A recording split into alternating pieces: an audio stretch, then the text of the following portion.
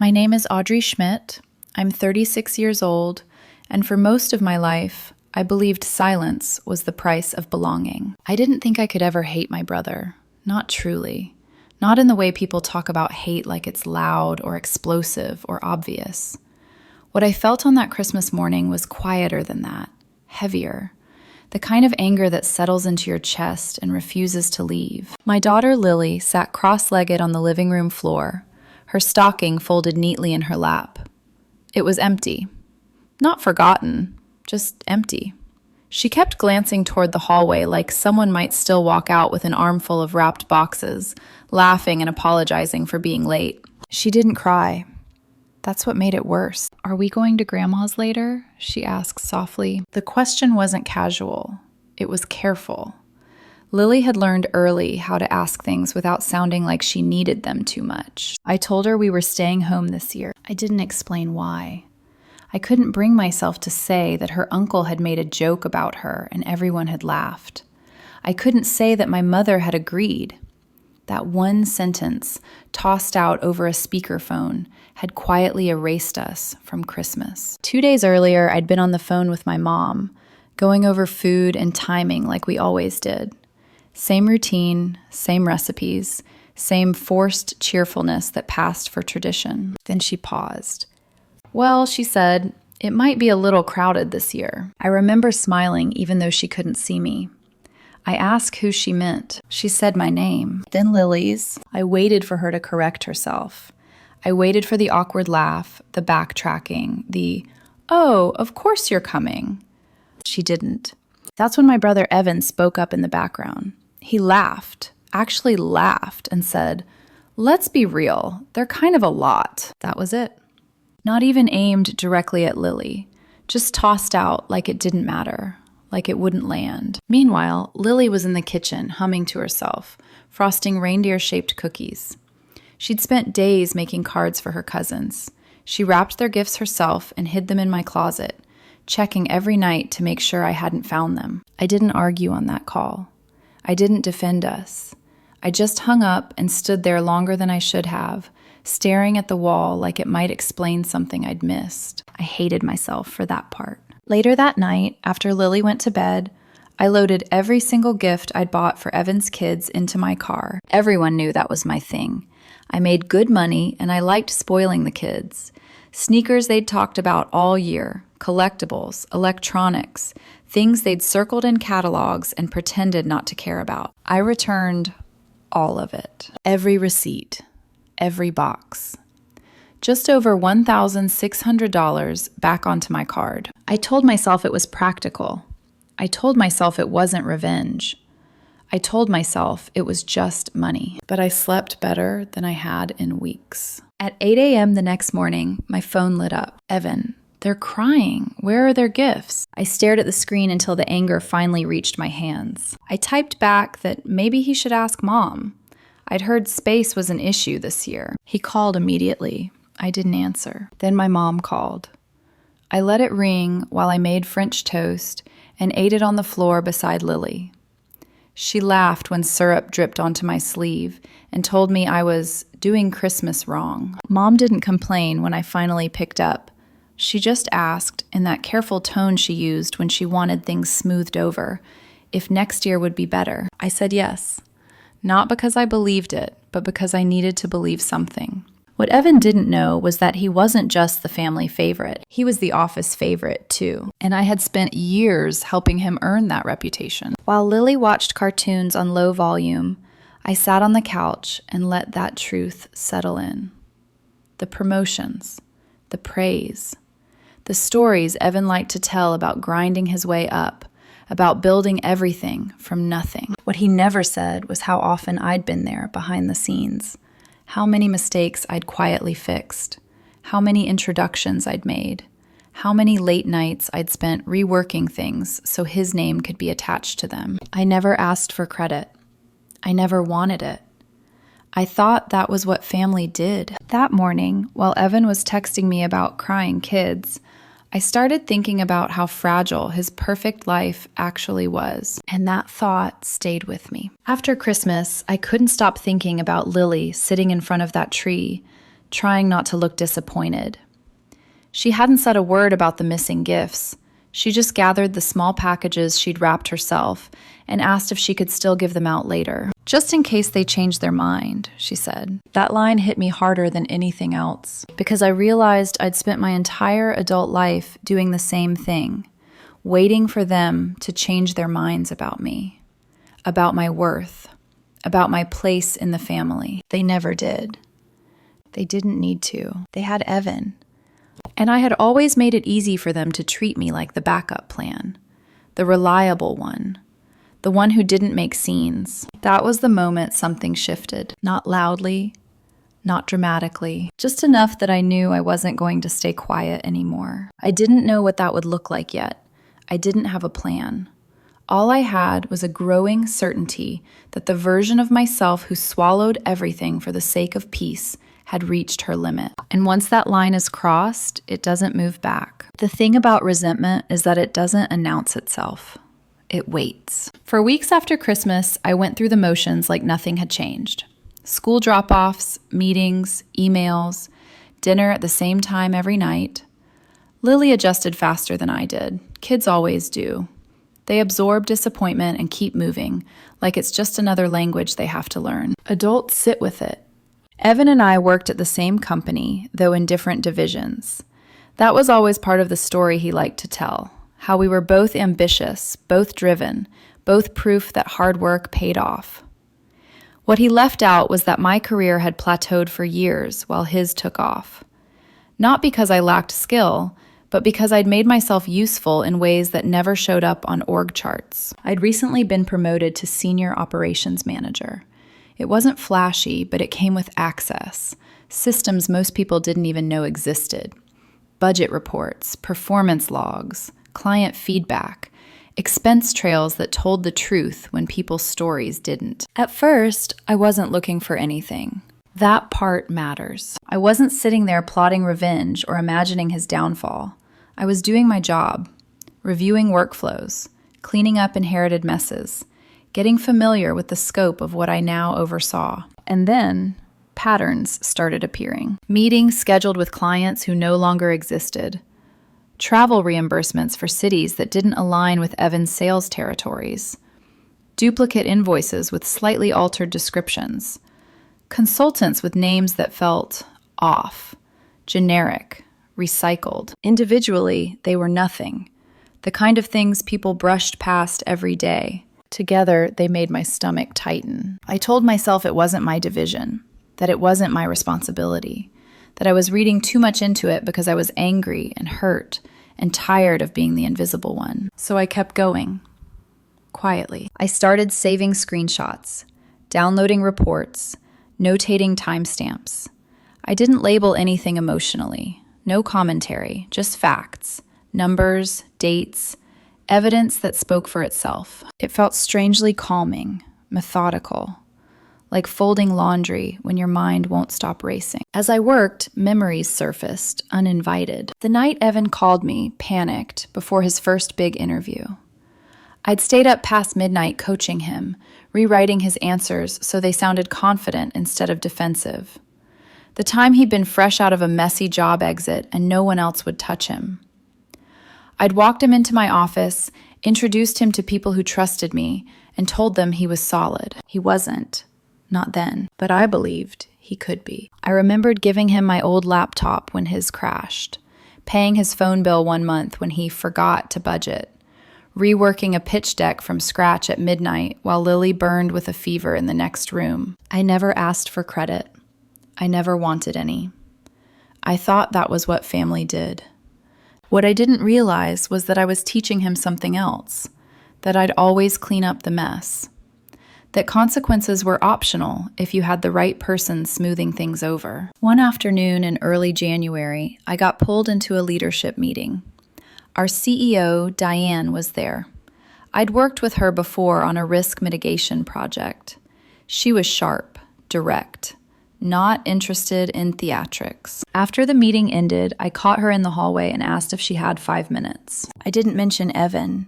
I didn't even mention a division. I said I'd noticed a pattern in a few expense logs that didn't sit right, and asked if she wanted me to send over a report. She said yes. That was it. No drama, no raised eyebrows, just a nod and a calendar invite. That night, after Lily went to bed, I finalized the report. I stripped my name from everything, reformatted it to look like a routine compliance flag raised by an anonymous team member. No accusations, no conclusions, just data. When I sent it, I didn't include a note, just the file. 3 days later, Evan was called into HR. He thought it was routine. That's what he told Mom anyway. That's what she told me when she called, voice tight with concern. By the time he came out, he looked like someone had pulled the ground out from under him. Pale, shaken. I didn't say a word. He didn't call me. He called Mom. She called me again, panicked this time, said someone had accused Evan of serious misconduct, that he might be suspended, that he was in shock. She asked if I'd heard anything. I said no. She sighed in relief, like that confirmed something important, like I was still the good one, the safe one. I wasn't. 2 days later, Evan texted me. Can we talk? Not hi, not I'm sorry, not how's Lily, just that. I agreed and told him to meet me at a diner near the office. Not because I owed him anything. I just wanted to see his face when he realized the person he'd stepped over for years had finally stopped cushioning the fall. He looked worse than I'd ever seen him. Rumpled suit, dark circles under his eyes. He sat down without a word, stared at the table, then launched into it. He said someone had blown nothing out of proportion, that the company was hunting for scapegoats, that everyone padded numbers, that fake meetings were standard in his division, and no one cared until now. I waited. Then he said it. You're close with Diane, right? He leaned forward, voice low. You could talk to her. Just explain I'm not a bad guy. There it was. The assumption that I'd fix it, that I'd protect him, that I'd do what I always did. I didn't laugh. I didn't argue. I told him I couldn't help. He didn't push, just nodded, stood up, and walked out like it was another failed pitch meeting. 2 days later, his name disappeared from the employee portal. No announcement, no goodbye email, just gone. I kept waiting to feel something. Guilt, relief, triumph. Instead, there was just quiet. And then something unexpected happened. 3 nights later, I walked past Lily's room and saw her kneeling by her closet. She had a box open in front of her. Inside were the small gifts she'd made for her cousins, drawings, bracelets, letters written on holiday stationery. She looked up at me and asked if she could still give them their gifts. It doesn't feel right to keep them, she said. That night, after it got dark, I left the box at Evan's front door.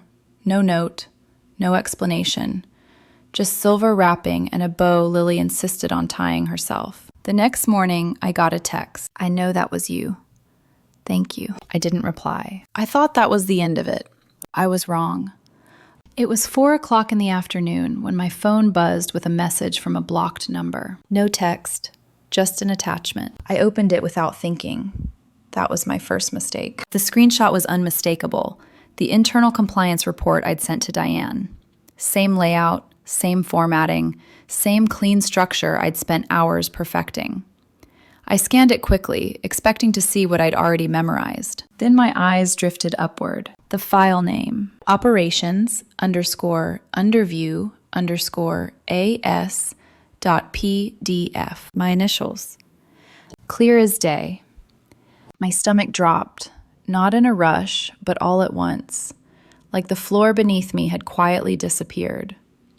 I sat completely still for a full minute, phone resting in my palm, heart beating with a calm that scared me more than panic would have. I wasn't afraid. I was calculating.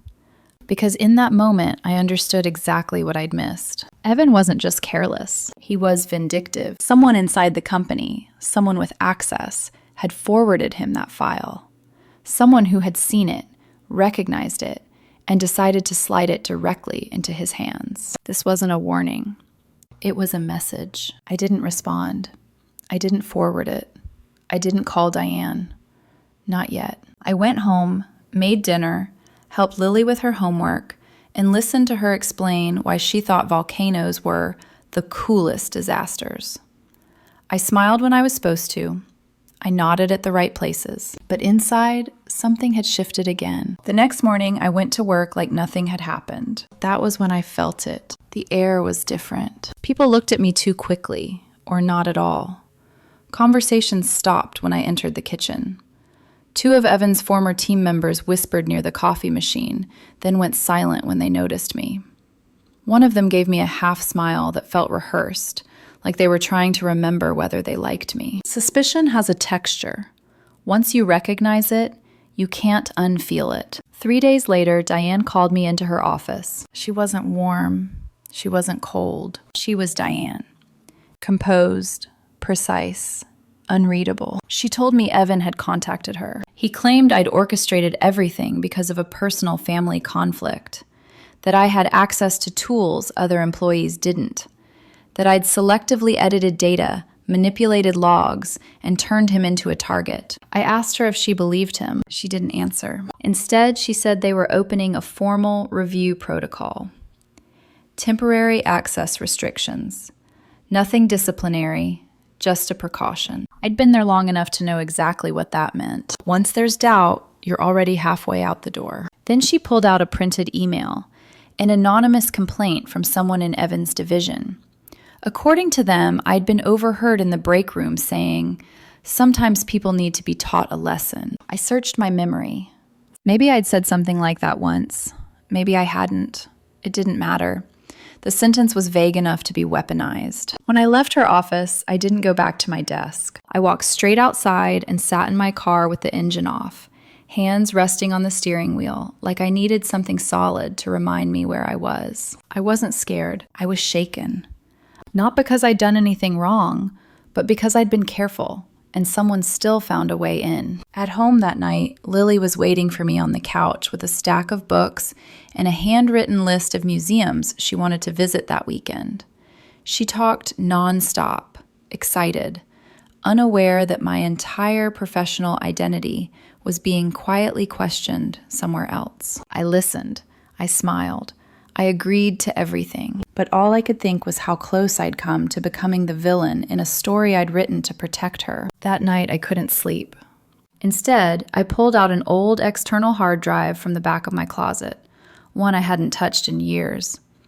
It was a backup from when I used to help Evan with projects on weekends, back when I still believed he'd grow into the role he'd been handed. What I found stopped me cold. Folders upon folders of drafts, notes, raw proposals, old voice memos where Evan dictated emails and asked me to make them sound smarter.